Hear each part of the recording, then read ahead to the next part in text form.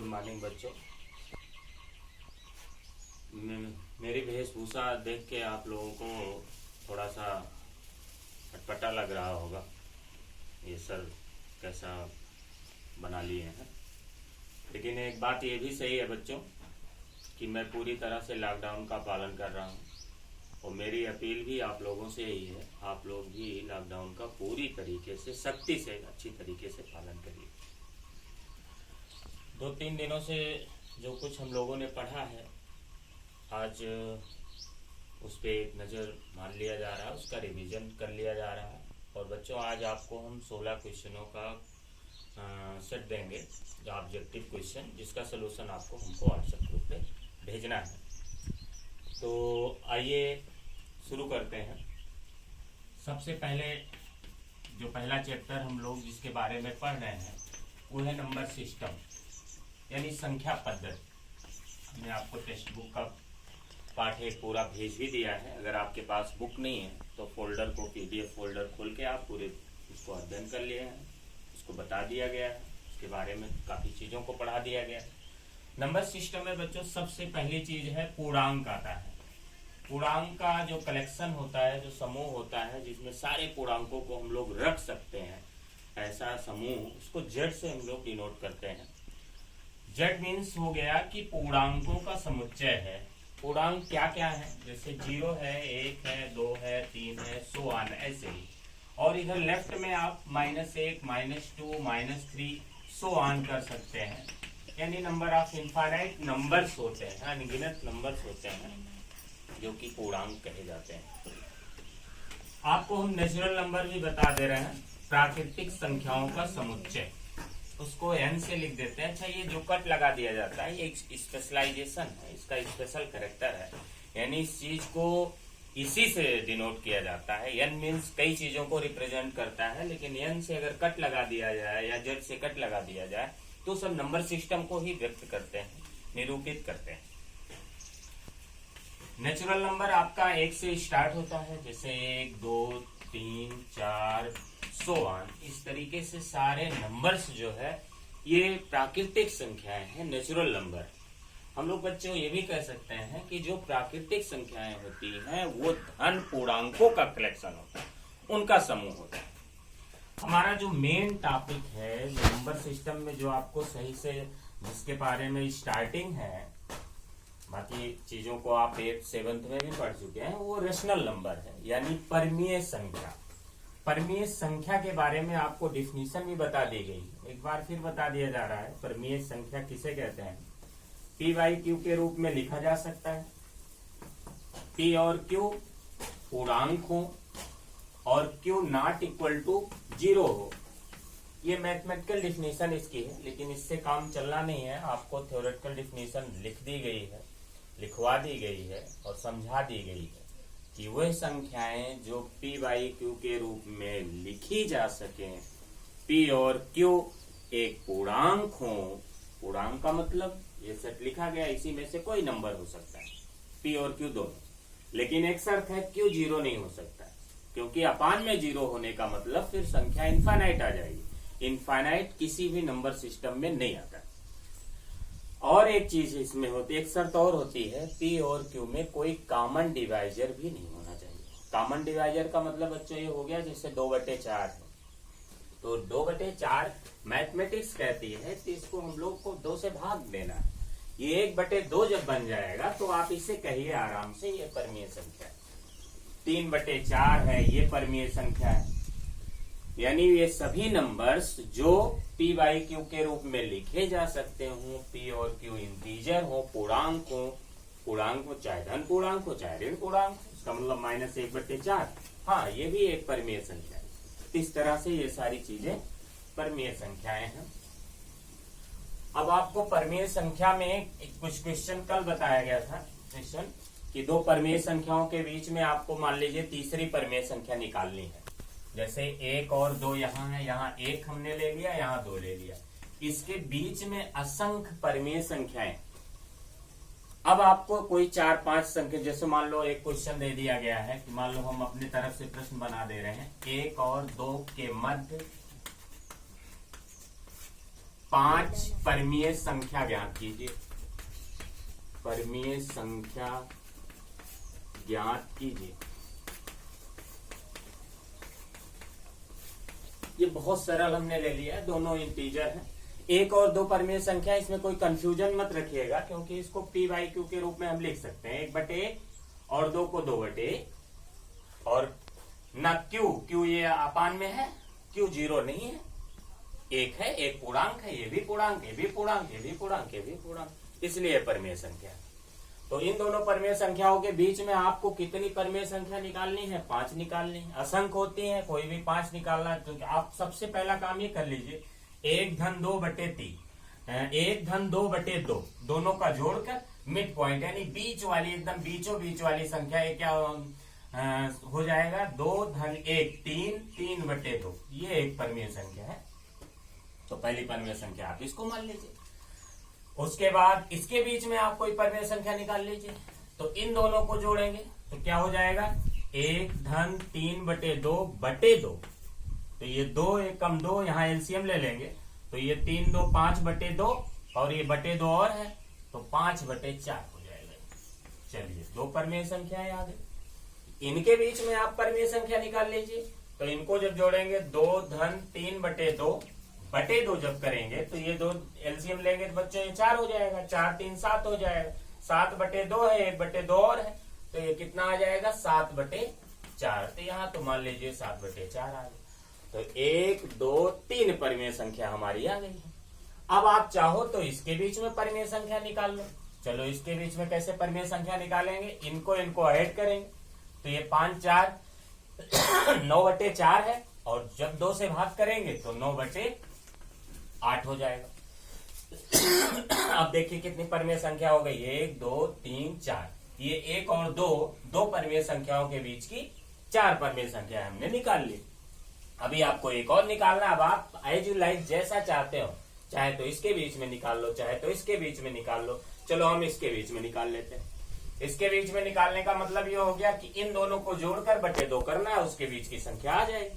और 2 परमीय संख्याओं के बीच में अनगिनत परमीय संख्याएं होती। हम एक निकाल ले रहे हैं, तो इनको जब जोड़ेंगे तो 7 और ये 8 हो जाएगा बच्चों। एलसीएम लेंगे तो 4 दूनी 8 हो जाएगा। 8-7 15/4 है, और अभी 2 से भाग देना है, तो कितना हो जाएगा? 15/8। तो ये संख्याएं हो गई। अच्छा, इसी में परमीय संख्या समझने के बाद अब बात आती है कि अपरमीय संख्या किसे कहते हैं। अपरमीय संख्या अंग्रेजी जानना बच्चों बहुत जरूरी है।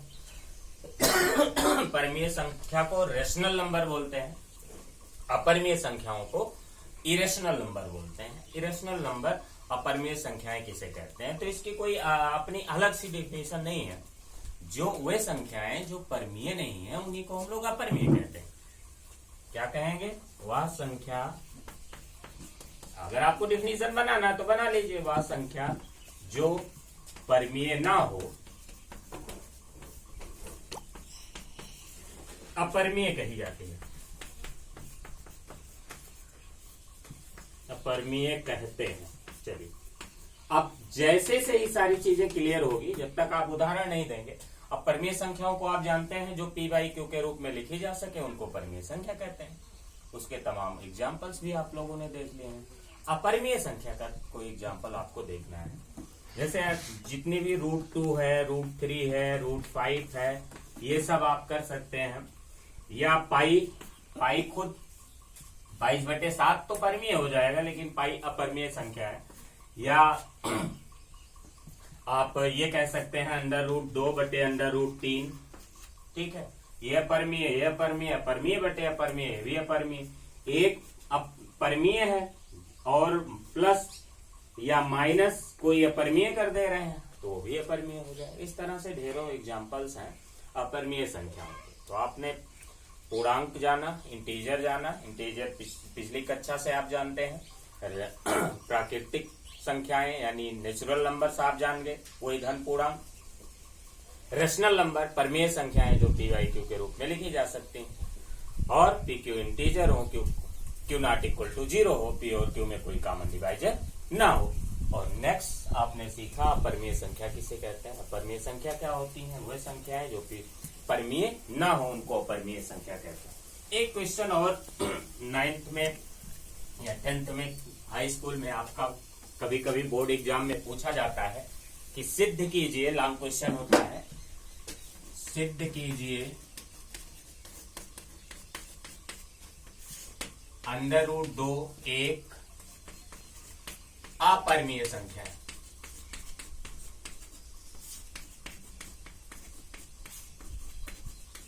सिद्ध कीजिए √2 एक अपरिमेय संख्या। चलिए इसको सिद्ध कर देते हैं हम लोग। इसके प्रूफ में हम लोग सबसे पहले यही काम करेंगे कि चीजों को कई तरीके से सिद्ध किया जाता है। पहली चीज तो हम इसको मान लेंगे कि यह परिमेय नहीं है, परिमेय है, और परिमेय के हिसाब से हम अपने सारे फार्मूले सारी चीजों को लगाएंगे और लास्ट में जब कोई कॉन्ट्राडिक्शन आ जाएगा तो फिर कहेंगे कि ये हम लोगों का मानना एजम्पशन इज रॉन्ग था। चलिए स्टार्ट करते हैं। माना, सबसे पहला काम, माना √2 एक परिमेय संख्या है। क्योंकि जो भी डिफिनीशन है केवल परिमेय की है। अपरिमेय तो बस इतना कहा जाता है कि जो परिमेय संख्या ना वो अपरिमेय संख्या है। तो अगर इसको हम एक परिमेय संख्या मान लें, जबकि ये भली बात जानते हैं कि इसको हमें एक अपरिमेय संख्या सिद्ध करना है, लेकिन कंट्राडिक्शन तकनीक से ये चीजें सिद्ध की जाती हैं। तो इसलिए माना √2 एक परिमेय संख्या है। तो अगर ये परिमेय संख्या है तो √2 को हम p/q के रूप में लिख सकते हैं और pq अपना एक इंटीजर होगा और q नॉट इक्वल टू 0 होगा और p और q में कोई कॉमन डिवाइजर नहीं होगा। p and q are not have any common divisor. बच्चों थोड़ा सा आप इंग्लिश हिंदी से कोई मतलब न रखिएगा, ये आपका यही है, p और q कोई उभयनिष्ठ गुणनखंड नहीं रखते। p और q z मीन्स z के सेट से जो बिलोंग करेगा उसको पूर्णांक कहते हैं। q not equal to 0, q शून्य नहीं। अच्छा, यहाँ तिरछा गुणा अगर कर लिया जाए तो जाहिर सी बात है हम लोग p बराबर पा जाएंगे √2q। सही है, p इक्वल टू मिल जाएगा।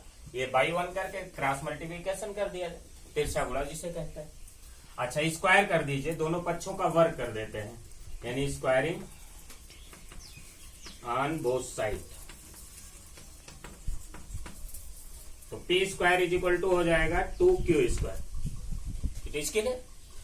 p square is equal to 2q square. यहाँ पे बच्चों आप लोग थोड़ा सावधानी से सोचिए और देखिए कि q इंटीजर है, किसी इंटीजर का, इंटीजर मतलब पूर्णांक का स्क्वायर पूर्णांक होता है, क्लियर।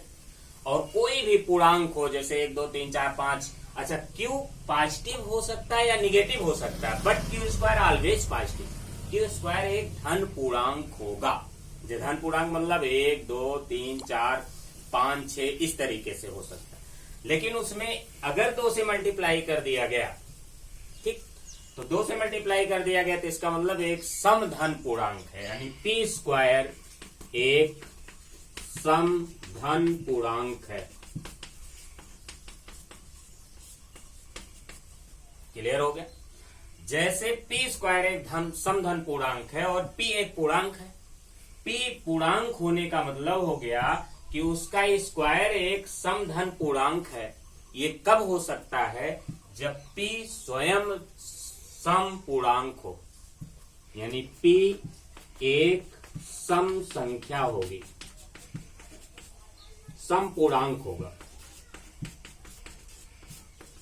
ये बात हम इसलिए कह रहे हैं क्योंकि p पूर्णांक है और p का वर्ग, यानी कोई भी आप पूर्णांक दिमाग में सोचिए और उसका स्क्वायर एक समधन पूर्णांक हो। समधन पूर्णांक का मतलब आप समझ सकते हैं, जैसे 4 है, 2 है, 6 है, 8 है, तो वह पूर्णांक का वर्ग हो, ऐसा तभी हो पाएगा जब p स्वयं सम संख्या हो, क्योंकि सम संख्या का वर्ग ही सम संख्या होता है, विषम संख्या का वर्ग विषम संख्या होता है। जैसे 1 का वर्ग 1, 3 का वर्ग 9 और 5 का वर्ग 25। तो ये अगर संख्या विषम है तो उसका वर्ग भी विषम होगा, यानी संख्या जब सम होगी तभी उसका वर्ग भी सम होगा।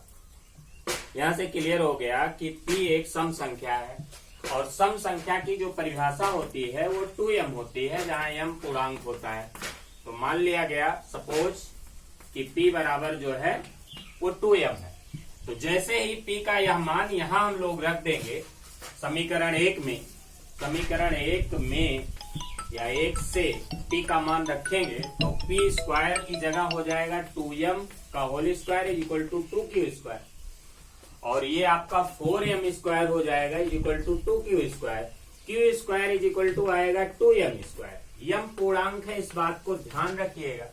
वही चीजें जो अभी हम लोग यहाँ किए थे वही सारी चीजें यहाँ सोचना है कि q स्क्वायर पूर्णांक है, लेकिन कैसा पूर्णांक है?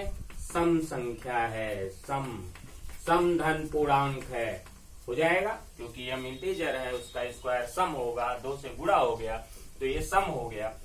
और ये सम धन पूर्णांक होने का मतलब q एक सम संख्या होगी, सम संख्या है। अब बच्चों यहीं पर क्वेश्चन समाप्त हो गया। p और q दोनों सम संख्या हैं, यानी सम पूर्णांक हैं। इसका मतलब दोनों में कॉमन डिवाइजर 2 है, यानी एक उभयनिष्ठ गुणनखंड हो गया, जो कि परमीय संख्या होने के नाते ऐसा नहीं है, होना चाहिए था। p और q दोनों में उभयनिष्ठ गुणनखंड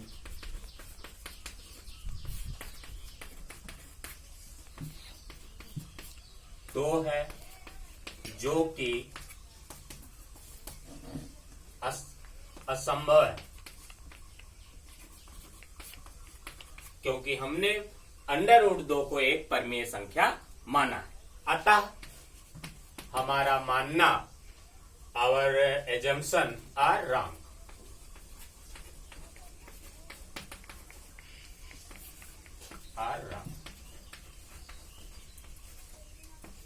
यानी हमने जो ये माना है कि √2 एक परमीय संख्या, वो असत्य है। √2 एक परमीय संख्या। ठीक है बच्चों, जय हिंद।